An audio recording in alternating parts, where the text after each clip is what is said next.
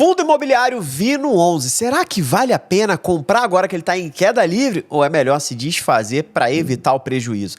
Eu vou fazer uma análise hoje do fundo imobiliário Vino11 para a gente descobrir se vale a pena ou não vale a pena nesse momento que ele está caindo totalmente. Sejam todos muito bem-vindos a mais um vídeo do canal do Produtividade Financeira. Renan Diego por aqui. Vamos falar sobre o Vino11. Muita gente perguntando, Renan, Vino11 vale a pena, não vale a pena? E, sendo bem sincero, eu não tenho ele na minha carteira, mas vou fazer uma análise e ao final vou dizer se eu pretendo comprar ele agora que ele está em queda para aproveitar essa oportunidade ou se é melhor evitar a fadiga e não comprar ele agora, tá bom? Então, primeiramente, vamos dar uma olhada aqui, ó. Como você pode ver, esse mês de julho, ele tá realmente em queda livre. Então, a gente pode ver que ele, só nesse mês de julho, ele teve uma queda de 11,57%. Caiu bem, né? E por que ele caiu bem? Primeiro, tem um inquilino lá que daqui a pouco eu falo pra vocês que não pagou. É, o famoso caloteiro. E aí tem que chamar quem? O seu barriga, pague o aluguel. Mas eu vou compartilhar com vocês pra vocês terem uma ideia. Quem é esse inquilino, por que não é. Mas pra gente ver se tem algum risco maior além do inquilino não pagar. Bem, primeiro vamos entender um pouquinho. Esse fundo imobiliário, ele tá hoje sendo negociado a R$ 6,19, tá? Ele teve uma máxima nos últimos 52 semanas, que é nos últimos 12 meses, de R$ 9,50 e a mínima foi de R$ 6,18. Você pode ver que ele tá exatamente na mínima dele nos últimos 12 meses, ó. Você consegue ver que ele tá aqui, foi a mínima. Se a gente for olhar nos últimos 5 anos, ó, também é a mínima histórica dele nos últimos 5 anos. Então, o Vino11, ele veio, ó, ele estava indo lá, mas ele está em queda livre legal. Se a gente for ver, deixa eu ver aqui, ó, pandemia não vamos contar, mas pós-pandemia, desde fevereiro até agora, ele está aqui, ó, acumulando um prejuízo de mais de 50%, aproximadamente 50,95%. Então, será que um fundo imobiliário que só cai, ele é bom ou ruim? Depende. Eu vou te falar por quê. Primeiro, vamos olhar aqui o dividend yield dele, que é o quanto de dividendo, rendimento mensal ele está pagando. Então, nos últimos 12 meses, ele pagou aqui, ó, o equivalente a 11,52%, que é um dividend yield bem interessante para um fundo de tijolo, tá? Esse aqui é um fundo de tijolo que basicamente são offices, tá? Ele tem prédios comerciais onde tem aluguel para a área corporativa, coisas, salas comerciais. Basicamente é isso. E aqui ele pagou o equivalente a 71 centavos nos últimos 12 meses por cota. E ele teve uma desvalorização de 34,95% nos últimos 12 meses e só esse mês 11,46%. Então, olhando para isso aqui, é por isso que muita gente está assustada aí no mercado e a galera pediu para eu gravar um vídeo como esse. Então, se você pediu, já deixa o teu like, se inscreve no canal e aperta no sininho para ativar as notificações. Bem, olhando aqui, a gente vê aqui o PVP dele, que é o preço sobre valor patrimonial, está de 0,57. Claro, está em queda total, então ele está bem descontado. A pergunta é, será que ele está barato ou não? Porque não é só esse indicador que determina se o fundo está barato ou se está caro. Ele é dois, tá? Valor em caixa aqui aproximadamente 46 bilhões de reais. E aqui, ó, começa a preocupar, né? A gente começa a ter um ponto meio que esquisito. Quando a gente olha para o último rendimento, ele pagou até que bem para o fundo de tijolo, o que fez um pagamento de 6 centavos por cota, o que dá um rendimento mensal de 0,85%. Bem, olhando aqui para o histórico de pagamento, ele vem, né, diminuindo um pouco o pagamento, depois ali em abril pagou bem, depois em maio e junho pagou um pouco menor. E aí você pensa, por que ele pagou bem em abril? Teve um fato relevante, onde ele vendeu metade de um dos prédios, que são um dos melhores prédios que ele tem, tá? Até aqui no Rio de Janeiro. E ele lucrou com isso. Então ele tá com dinheiro em caixa e ele vai receber ao longo do tempo também, tá? Já mostro para vocês como vai acontecer. Então isso aqui, às vezes as pessoas olham e falam, nossa, pagou bem, eu vou entrar lá e tudo mais. Então não é só isso, é porque ele realizou o lucro vendendo um imóvel. E aí botou um dinheiro no caixa que pode ser para pagar dívida, pode ser para aumentar o pagamento dos dividendos. Mas nesse caso aqui, é só para vocês ficarem antenados. Bem, ele tem pago sempre direitinho, ó. Todos os meses ele tem pago, tudo direitinho. Então vamos analisar agora o relatório gerencial do Vino11, tá bom? Ó, o Vino11, né, que é o Vinci Office Fees, ele traz aqui, ó, primeiro ponto, esse aqui é de junho, tá? É o último relatório até então que eles soltaram. E a gente pode ver aqui, ó, que o gestor é o Vinci, Real Estate Gestora de Recursos Limitados. O administrador é a BRL Trust. Então, olhando para o gestor e o administrador, não tem o que falar. São bons gestores e bons administradores, tá? O fundo teve início em 2019, código de negociação e tudo mais, tal, beleza. Aí aqui, ó, dividendo líquido anualizado, ocupação de 97%. Comentários do gestor. Ele fala aqui que eles ganharam o prêmio de melhor gestora de fundos imobiliários na quinta edição, assim, das contas e tal. Então, a gente só tem que tomar cuidado com esses disclaimers aqui, porque isso aqui é o gestor falando dele mesmo. Então, toma cuidado. Mas legal, né? Que recebeu ali uma premiação e tudo mais. Aqui fala do cenário macroeconômico, que é legal, você que curte entender um pouco mais do cenário, né, ver ali a visão dos gestores. Eu gosto de ler de vários gestores, sabe? Essa visão macroeconômica. Então é legal, se você curtir. Se você não curte, está começando agora, também não precisa se preocupar com isso não. Vamos olhar aqui, ó. Resultado. Ele fala aqui o seguinte, ó, atualizações gerais. No mês de junho, o Vino anunciou a distribuição de rendimentos no valor de 6 centavos por cota, equivalente a um dividend yield anualizado de 10,4%. O resultado foi composto por resultados recorrentes somados a resultados acumulados não recorrentes referentes à venda do ativo BM 336 realizado em abril desse ano. Como eu falei, né? Então, essa renda aqui, ela pegou um pouco do caixa que foi realizado ali na venda desse imóvel. E aí ele fala, o fundo encerrou o primeiro semestre com o equivalente ali a 1 centavo, 1,07 centavos por cota de resultado acumulado não distribuído e possui ainda 33 centavos de cota de resultado não recorrente a ser recebido referente à venda. Então ele vai receber aos poucos, ele fala aqui, ó, recebimento da parcela desse imóvel que ele vendeu vai ser uma parte em abril de 2025 e a outra parte em abril de 2026. Uma parte ele já recebeu, tá? Então só para vocês verem aqui, ó, abril de 2024 recebeu o equivalente a 18 centavos, já recebido. Em abril de 2025 vai receber o equivalente a 14 centavos. Abril de 2026 vai receber aqui 19 centavos, totalizando 33 centavos por cota, tá? É o total a receber. E aí que vem a área do caloteiro, pra gente chamar lá o seu barriga, que eu falei pra vocês. Então, quando a gente investe em fundos imobiliários, é importante, principalmente fundo de tijolo, que você tem inquilinos, você precisa ver como que tá a taxa de inadimplência, como que está a taxa de vacância daquele fundo. Por quê? Taxa de inadimplência é a pessoa que não paga, a gente chama de vacância financeira também. A pessoa está lá, mas não está pagando.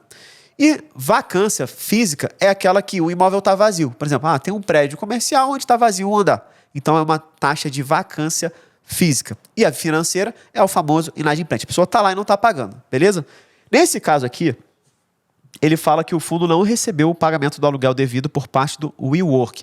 O WeWork, fica ligado aí. Mas o WeWork, ele já, lá nos Estados Unidos, ele anunciou, inclusive, recuperação judicial. Mas no Brasil, falaram que não ia afetar e tudo mais, mas alguma coisa esquisita está acontecendo. Então, isso aqui é um ponto de atenção para a gente ficar ligado, principalmente você que investe nesse fundo imobiliário, tá? Basicamente, ele está alocado lá no OF 585, fica localizado na rua Oscar Freire, número 585, ok? Aí ele fala aqui que o locatário ocupa 3.594 metros quadrados do imóvel. Uma coisa importante, a alocação representa aproximadamente 5% da receita total do fundo. Isso aqui é bastante coisa. Parece que só 5%. Pô, mas 5% que deixa de receber. Se deixa de receber, complica lá na hora de pagar os dividendos. Então, é importante ficar ligado, tá? Agora, olhando para a performance do fundo, teve aqui o resultado de distribuição de rendimentos. Aí fala que o resultado do fundo em junho foi de 1,4 milhões, basicamente, né? E o equivalente a 1,7 centavos por cota. E foi afetado por 2 fatores pontuais e não recorrentes. Primeiro, recebeu lá o aluguel do Haddock, que corresponde a 1,2 centavos, mais ou menos. Foi recebido, né? Ele fala, mas não foi computado em junho. Basicamente, enfim, ele deve ter pago ali início de julho, que não correspondeu e não entrou. Basicamente, então vai entrar no próximo. Mas não está inadimplente, mas não entrou. Então ele fala que um dos pontos para o resultado estar um pouquinho ruim no mês de junho foi por causa disso. O outro ponto foi, adicionalmente, o fundo realizou o pagamento da despesa não recorrente, que totalizaram lá 1,5 centavos por cota. Então, algum pagamento que ele fez que não é normal, não é todo mês que ele vai precisar pagar. E, por fim, conforme informado e fato relevante, né, o WeWork ficou inadimplente e eles já estão vendo ali com os advogados, a parte jurídica, para poder acionar e poder receber e também, ao mesmo tempo, tirar para poder botar um outro inquilino lá que pague. Isso vai ser rápido? Vai ser demorado? Cara, dificilmente você já... Provavelmente já estão se movendo, né, para ter alguém, mas... Primeiro, tirar é difícil, não é tão rápido. Tirar um inquilino pessoa física já é difícil, imagina uma pessoa jurídica, tá? Segundo, vai rolar, tá? Ou eles vão sair, ou eles vão pagar e voltar a se organizar. Mas é um ponto de atenção, tá? Principalmente você que já tem esse fundo imobiliário e você que está pensando em ter. Então, é um ponto bem arriscado para ver. Mas o ponto principal é, sempre tem inadimplente. A realidade é, até quanto eu consigo absorver? Eu, particularmente, não pego o fundo imobiliário que está ali com 15%, 20% de inadimplência. Tá? Aí depende do fundo. Só que nesse caso, quando a gente tem bastante fundos ativos dentro do fundo imobiliário, é mais fácil de gerenciar isso. Agora, nesse caso aqui, tem uma quantidade considerável de ativos, né, de clientes, porém, tem alguns clientes que têm uma posição bem grande. Então, se um cliente desse sai ou deixa de pagar, vai impactar bastante no fundo. Como foi o caso aqui, que tinha 5% o WeWork. Ok? Aí aqui ele mostra, né, a distribuição histórica. Ó, julho de 2023, pagava 0,6 centavos, 0,62, depois 0,60, 0,60. Então, aqui ó, ele começa a cair. Tá caindo, tá caindo. Deu aquela subidinha por causa da venda do imóvel lá em abril. E aqui, ó, ele continuou pagando 0,06, porém, ele está tirando do caixa, que foi feito a venda. Então, esse aqui é um ponto interessante para você ver. Ó. De resultado gerado mesmo, você pode ver, ó, é esse cinza mais escurinho aqui. E o rendimento distribuído é o azul. E o resultado acumulado é o cinza mais claro, ok? Olhando aqui para continuar, né, ele fala aqui de algumas estimativas e tal. E aí, ó, a estimativa de distribuição de rendimentos dele, ele fala que é cair. Ele já deixa claro aqui. O fundo já deixa claro que a gente deve diminuir o quanto a gente está pagando de rendimento mensal. Então, aqui, ó, ele estava pagando 0,07, depois 0,06, 0,06, e ele já colocou aqui que o próximo mês, até dezembro, ele deve estar pagando entre 0,5 e 0,045. Então, essa é a mínima e a máxima ali que eles colocam como limite, né? Aí outro ponto importante, quando a gente está analisando um fundo imobiliário, eles têm aqui, ó, 153.322 cotistas hoje, são os investidores, pessoas que têm esse fundo imobiliário na carteira. Então tem uma liquidez razoável, tá? Aí fala de presença diária nos pregões e tal, que para quem está começando também não precisa tanto detalhe disso não. Agora, isso aqui é importante, a carteira do fundo. Tá? Isso aqui é fundamental, principalmente um fundo de tijolo, sempre que você for analisar. É olhar qual é a carteira de ativos daquele fundo, para saber quem é o inquilino, qual é o tipo de imóvel, qual é a localidade do imóvel. Então vamos dar uma olhadinha como é que está aqui. Ele fala aqui que o patrimônio líquido do fundo ao final de junho era de 890 milhões, né? 890,5 milhões. E as participações em ativos imobiliários totalizavam 1.251,6 milhões, que é basicamente 1,2 bilhões, pegando todos os imóveis também. As aplicações financeiras totalizavam 44 milhões, que inclui 39,9 milhões em fundos referenciados ao DI, com liquidez imediata, que basicamente é o caixa, né? É um fundo ali para o caixa, e 4,1 milhões em cotas de fundos de investimento imobiliário com liquidez. Aí aqui ele fala, ó, imóveis, né? Aplicações financeiras, obrigações, ou seja, ele tem, esse é um fundo, aí vem um ponto interessante. Ele é um fundo alavancado. O que é um fundo alavancado? É um fundo que fez dívida e ele vai ter dívidas ao longo do tempo. Então, resta saber se ele consegue ter fôlego para pagar essa dívida ou não, tá? A gente já falou de um fundo aqui no canal, que era o Vior 11 também, que era bem alavancado e tudo mais. Então, é importante olhar para esse detalhe. Isso aqui é um dos pontos mais importantes para esse fundo imobiliário, tá? Então, ó, ele tem obrigação aqui, ó, de 488 bilhões de reais. A gente só precisa saber como ele vai pagar isso, tá? E aí, basicamente, patrimônio líquido de 890,5 milhões. Aí aqui mostra ali o geral. Ele fala aqui, ó, o fundo possui obrigações referentes a aquisições de imóveis a prazo, que é o que eu acabei de falar, e as obrigações líquidas das aplicações e valores a receber. Show. Aqui ele traz, ó, onde é que está essa dívida dele, de 488,82 milhões. Primeiro, ele tem aqui essa dívida que está atrelada ao IPCA mais 6,9, que tem um vencimento de janeiro de 37, que totaliza 74% do total dessa dívida, tá? Que basicamente foi lá para a sede Globo São Paulo. Tem lá também para o BM336, o Crivino, o Haddock Lobo e por aí vai. E ele mostra aqui qual que é a taxa que ele está utilizando e qual que é o vencimento. Olhando aqui para o cronograma de pagamento, isso aqui é fundamental você entender. Ele tem aqui, ó, 18,7 milhões de dívida para pagar como principal, mas, como ele pegou o empréstimo, tem um juros ali, uma correção monetária de 20,2 milhões. Paga mais juros do que o principal. Mas normal. Igual você, quando você financia o teu imóvel, você sabe que você paga 2, 3 imóveis ao longo do tempo, né? Porque é só juros. E aí, 2025, ele já tem aqui, ó, 36 mais 38,2 milhões para pagar. Então, aqui, mais de 70 milhões de reais aqui para ele pagar.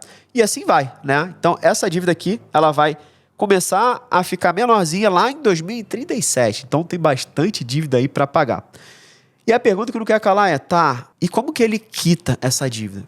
Primeiro, pagando menos para os cotistas, pagando menos dividendos, menos rendimento e se desfazendo de alguns imóveis, que foi o que ele fez em abril desse ano. Ele se desfez de um dos principais imóveis, não foi todo, foi 50% que ele vendeu. Ele pegou esse caixa. Ele pode pegar esse caixa e amortizar essas dívidas e pagando aos poucos, ou ele pode distribuir. O que ele está fazendo? Ele está usando um pouco do caixa para pagar, para evitar o alarde de, cara, caiu o fundo imobiliário e ao mesmo tempo parou de pagar muitos dividendos. E aí que a galera sai debandada e aí dá um reflexo muito negativo no fundo. Então eles estão usando um pouco desse caixa que ele vendeu o imóvel para cobrir um pouco ali, né, para não ficar tanto. A galera que não assiste o nosso canal, não vê esse tipo de vídeo, não sabe analisar, tá achando que tá tudo bem porque tá pagando, pagou 6 centavos de novo, pagou 6 centavos. Só que na real, operacionalmente falando, ele não tem 6 centavos. Ele tá tirando do caixa. E principalmente, esse caixa veio de uma venda de um imóvel. E o que vai acontecer depois, né? Será que ele vai ter fôlego para isso? Então, esse é um ponto importante para você ficar ligado, tá? Outro ponto muito importante quando a gente analisa fundo de tijolo são os contratos, se são atípicos, típicos e principalmente qual que é o vencimento do contrato. Por quê? Se tiver muito, por exemplo, mais de 60% dos inquilinos para renegociar o aluguel nos próximos 12 meses, a chance de muitos deles não renovarem é alta e o fundo ficar comprometido. Então a gente gosta sempre de fundos que tenham ali pelo menos 4, 5 anos antes de ter essa renovação. E aqui, quando a gente vê, ó, ele fala aqui da taxa de ocupação média, que basicamente aqui está em 97%, e a inadimplência líquida nesse mês subiu, ó. Em maio estava 0 e agora em junho está 5,4%, sendo puxado lá pelo WeWork, né, que a gente comentou anteriormente. Aí aqui fala do portfólio. Ele tem 10 imóveis, tá? Totalizando mais de 83 mil metros quadrados de ABL. Principal, Globo, né? Ele tem ali a Globo com 39%. Vinci, que é a própria administradora deles, 19%. Vitacom, 12%. São os maiores, tá? Maior posição. Depois ele vem lá, o WeWork com 7%. Tem aqui 6% de BMA Advogados, 4% C&A, né? Loja C&A, 3% Austral, 3% Faculdade Bela Vista, depois vem Galeria, Casa de Saúde, Abril e um outro coworking aqui também. Então, dos contratos, atípicos são 68% e típicos 32%. Aqui ele traz o segmento, a maioria do segmento é comunicação e mídia, por quê? Porque a Globo é que tem maior parte ali, então acaba puxando mais. 78% dos imóveis estão em São Paulo e 22% no Rio de Janeiro. Aí aqui, ó, é o que eu te falei. É o tempo de prazo médio remanescente dos contratos, que a gente chama de WALT, tá? Ele tá com WALT de 7,9 anos. Isso aqui é legal, porque os contratos são longos. Mas o que me preocupa nesse fundo imobiliário é que tá muito consolidado na Globo. Não é por ser Globo, é porque, cara, 30 e poucos por cento, né? Ó, 39% só em um único inquilino. É muita coisa. Vamos supor se a Globo decide não ficar mais lá, ou se a Globo tem algum tipo de problema. A gente já sabe que a Globo tá mal das pernas, mas ainda assim tá sustentando. Mas, para mim, independente de qual empresa fosse, mais de 30% alocado é um risco que você tá correndo ali, tá? Sem contar esse 19% aqui também, própria administradora, mas beleza, ela acabou vendendo agora, e 12% Vitacom. Então, isso aqui é um ponto de atenção, sem contar que ele tá alavancado. Então, se, tá? Somente se a Globo deixa hoje de pagar ou sai, já compromete todo o pagamento do fluxo dele. Todo. Então, isso para mim traz um fundo bem alavancado, tá? Deixa eu ver mais o que é interessante aqui para vocês saberem. Aqui fala o mês de renovação, né, e tudo mais. Aqui traz alguns dos imóveis. Esse daqui ele tá com 51%, porque ele vendeu, né, 49%. Esse aqui ele tinha 100% no Rio de Janeiro. Os imóveis, de uma maneira geral, são muito bons, tá? Eles são imóveis bem interessantes, tá? Em zonas legais, tanto no Rio quanto em São Paulo. Mas o único ponto que eu vejo aqui, ó, trazendo a minha perspectiva sobre o Vino 11. Renan, você compra ou não? Eu falei lá no início do vídeo que eu não tenho, tá? O Vino 11 na carteira. E fazendo essa análise aqui, eu continuo não querendo ter ele na minha carteira. Por quê? Eu acredito que quem já tem é uma oportunidade de você baixar o teu preço médio, se for o caso, ou se você quer ter uma pequena parte de um fundo mais alavancado. eu acho que balanceia um pouco a carteira, você tem um fundo um pouco alavancado. Eu já tive o VIR 11, por exemplo, que era um pouco alavancado, mas já até me desfiz porque já não fez sentido em algum outro momento. Então, eu gosto dessa filosofia, ter uns fundos mais conservadores e um fundo mais alavancado se você já é um pouco intermediário para avançado. Agora, se você é iniciante, não precisa ter um fundo alavancado na tua carteira. Se você é iniciante, não precisa. Por quê? Porque você vai correr risco à toa. Tem fundos de renda urbana, tem fundos de outros setores? Tem. Agora, vamos falar do mesmo setor, de offices, né? De lajes corporativas, que é o que a gente chama. Tem bastante fundo descontado, que não está tão alavancado e que paga bons dividendos também. E que vai se recuperar. Por quê? No final das contas, esse movimento de pós-pandemia, que a galera, agora é híbrido e tal, a galera está começando a voltar. E está voltando forte. Então, esse movimento vai aquecer muito essa área, né, do setor imobiliário, que é a área das lajes corporativas, onde tem salas comerciais. Então, vai ser algo bem aquecido nos próximos anos, mas eu acredito que tem fundos melhores aqui para você investir ao invés do Vino 11. Essa é a minha visão. E por esse motivo, eu tô fora, né? Estilo Shark Tank. E eu tô fora por enquanto, tá? Quando eu falo aqui, galera, pode ser que daqui a pouco eu faça um vídeo falando agora eu tô dentro. Por quê? Porque mudou isso e pra mim faz sentido agora, tá? Mas um ponto legal que eu achei foi a venda. Eles venderam a parte pra segurar um pouco, mostrar que não tá tão alavancado, mas eu acredito que não preciso correr esse tipo de risco nesse momento. Você pode ir em fundos melhores aí. Tá legal? Agora me fala, fez sentido pra você? Você tem o Vino 11? Comenta aqui pra mim. Se você não tem, qual fundo imobiliário você gostaria que eu fizesse uma análise como essa pra te dar mais clareza? Esse tipo de conteúdo tá te ajudando? E se tá te ajudando, deixa o teu like, se inscreve no canal e aperta no sininho pra ativar as notificações. E não esquece, compartilha com aquele amigo que você sabe que quer aprender a investir ou tá falando no Vino e não entende muito bem. Combinado? E claro, você já sabe, eu tenho um programa de acompanhamento aqui chamado Acelerador do Primeiro Milhão 2.0, tá? Onde eu ajudo as pessoas a investirem do básico ao avançado. Se você quiser saber mais detalhes, como funciona pra fazer uma análise como essa, aprofundar mais, tem um checklist, não só fundos imobiliários, mas também ações, tesouro direto, renda fixa. Vou deixar um link para você da nossa lista de espera fixada no primeiro comentário e também na descrição desse vídeo, tá? É uma lista de espera onde o meu time vai entrar em contato com você para dizer quando vai ser a próxima turma e te explicar como é que funciona, qual é o preço, e aí você vê se faz sentido estar com a gente na próxima turma, combinado? Então é isso, um grande abraço para você e para sua família, muita produtividade financeira, a gente se vê no próximo vídeo. E aí, bora evoluir?